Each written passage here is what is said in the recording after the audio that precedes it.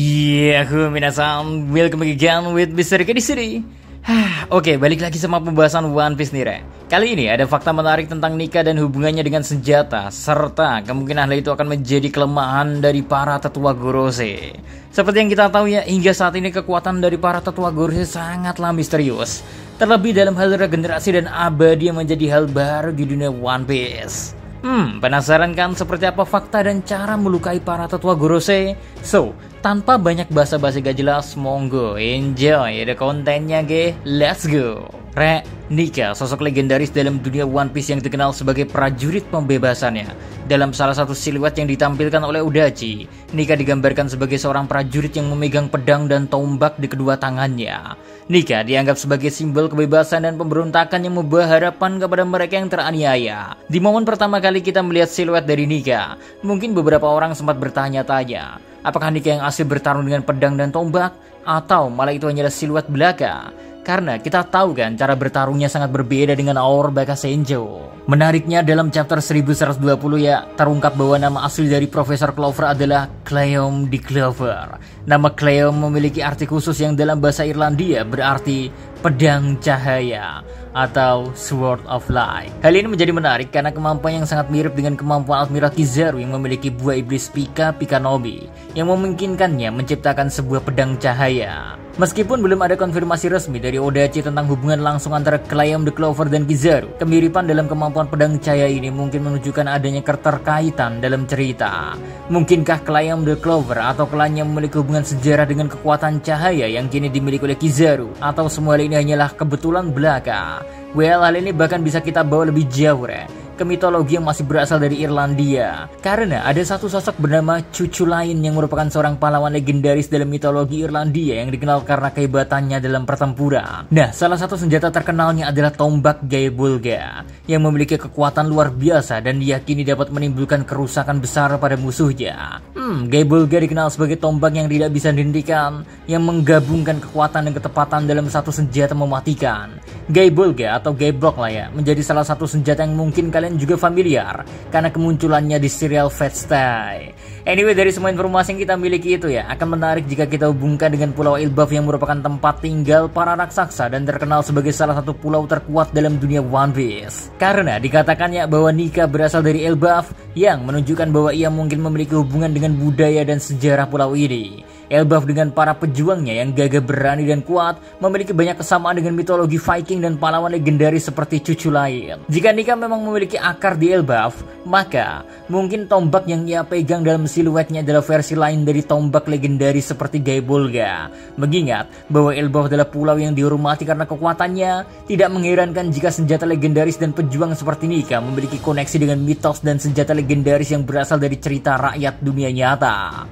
Sampai saat ini ya, belum ada senjata yang diketahui mampu melukai para tetua Gorosei, kelompok 5 pemimpin tertinggi pemerintahan dunia. Namun dengan kekuatan luar biasa dari pedang cahaya dan tombak yang dimiliki Nika, adakah kemungkinan bahwa senjata-senjata ini memiliki kemampuan unik yang bisa menembus pertahanan kuat Gorosei? Well, jika pedang cahaya milik Nika memiliki kekuatan yang mirip dengan kemampuan Kizaru dan tombaknya memiliki kekuatan setara dengan Gaebulga, maka kedua senjata ini bisa jadi adalah senjata legendaris yang mampu melukai bahkan entitas paling kuat dalam dunia One Piece. Dari sinilah peran Aor Bakasenjo sebagai protagonis utama dalam dunia One Piece adalah pemakan buah besi Hitonomi, model Nika. Hal ini menjadikannya penerus kekuatan Nika dengan kemampuan unik yang belum sepenuhnya terungkap. Bentuk Gear 5 Luffy sendiri ya memperlihatkan transformasi yang luar biasa. Namun hingga detik ini, Luffy belum menunjukkan penggunaan senjata dalam pertempuran.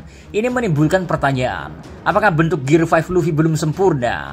Jika Nika dalam legenda dikenal menggunakan pedang dan tombak, mungkinkah Luffy harus menemukan atau mempelajari penggunaan senjata-senjata ini untuk mencapai potensi penuhnya?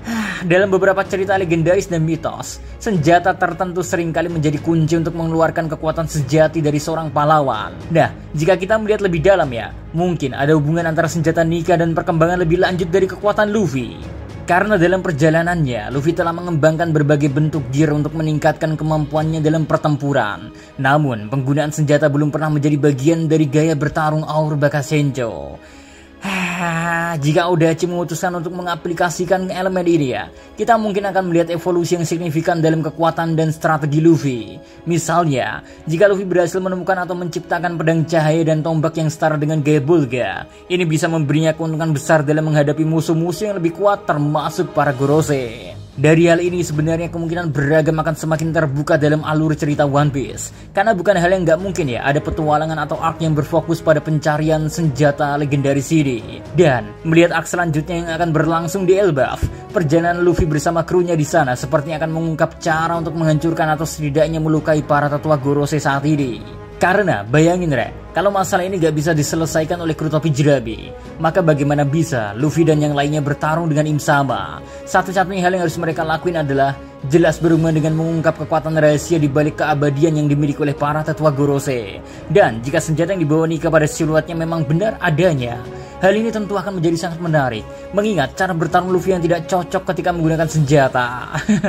Momen sains satu yang terjatuh ke air laut pun menjadi momen yang menarik untuk ditunggu. Karena secara gak langsung ya, momen itu seolah menjadi momen pembuktian apakah sebenarnya kekuatan yang dimiliki oleh para petinggi pemerintahan dunia itu berasal dari buah iblis atau bukan, Soalnya kalau mereka diperlihatkan tidak tenggelam dan masih bisa bertarung, bisa kita simpulkan kalau ada power system baru di samping haki dan buah iblis. Walau masih tersimpan satu kemungkinan terakhir, di mana ada beberapa buah iblis yang tidak terkena atau tidak mempan oleh kutukan yang selama ini kita ketahui. Semakin kompleks dan semakin menuju akhir saja perjalanan Orbaka Sencho ini, Dengan nantinya terungkap semua misteri yang kita pertanyakan sekarang, rasanya semakin dekat pula kita dengan pulau terakhir atau lautan.